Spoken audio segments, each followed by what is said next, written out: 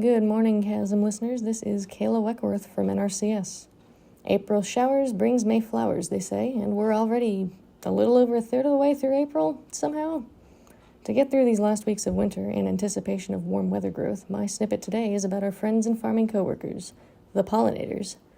As we can't have a majority of plant population growth without them. In fact, the USDA reports about 35% of the world's food crops depend on animal pollinators to produce.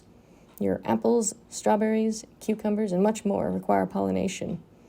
They aren't grown here, but coffee's on that list too, and I don't know, I think we'd have a sleepier, crankier world without those.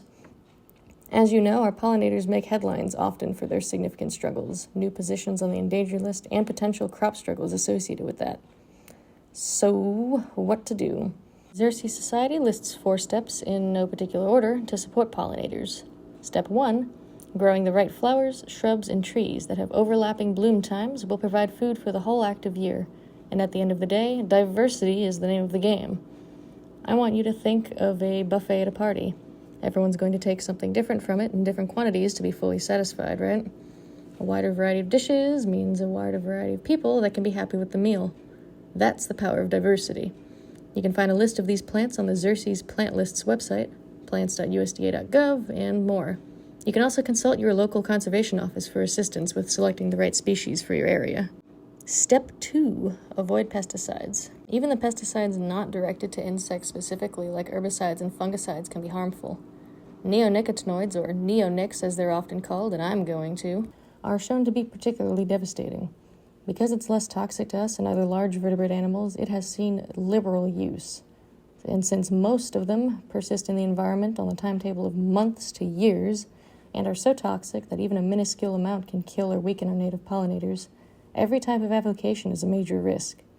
Even the dust from neonic-coated seeds can be released in mechanical planting and drift off-site to wreak havoc on unsuspecting, unintentional insects.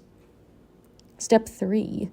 Provide nesting sites, the most famous example of which is the monarch butterfly's relationship to milkweed.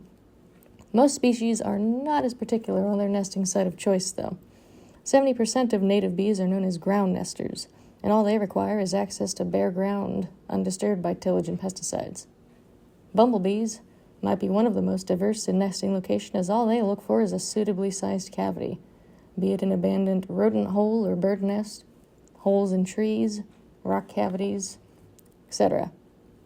Try leaving brush piles or any other kind of litters and debris out for them. And speaking of which, what got me started on this topic was reading an article about spring cleaning. Because as things warm up, we are tempted to go outside and get that spring cleaning underway. But wait! Those ground nesters and brush pile bumbles we talked about, there may very well be 0, but also very well maybe dozens or hundreds of pollinators that have made shelter in your leaf and dead plant mass litter for the winter. Imagine you're huddled in your blankets and it's -30 outside and maybe you got some hot chocolate and some wrecking ball bulldozes your house. Rude. For those that have woken up already to brave the cold, they still take shelter in that plant litter when it gets too frosty. So, how do we know we have the green light to out with the old, in with the new, as they say? It's not a hard and fast rule, but there are some ideas. Ask yourself, have I put away the snow shovel, mittens, winter coats, boots? If it's too cold for you, it's likely too cold for them. Would I plant tomatoes right now? As many know, night temperatures below 50 are no bueno for the young tomato plants. Is the lawn looking a little bit too long? Is the lawnmower looking a little bit nice, like you want to break it out or work on it? If the grass is growing enough to justify regular mowing, it may be fine to begin cleanup. To help the most, though, waiting longer till most of the way through May for everyone to have emerged is optimal. If you've heard of No Mow May, that's why. But if your HOA is jumping down your throat by late April to mow that long, shaggy grass, that's understandable. There's a couple more, but I think I'm running a little long here, and I think you got the gist. You said 4 steps. What's step 4, you might ask? Step 4 is to tell folks. Because a majority of our pollinators are so small and out of the line of sight for a majority of people, many don't really think about them.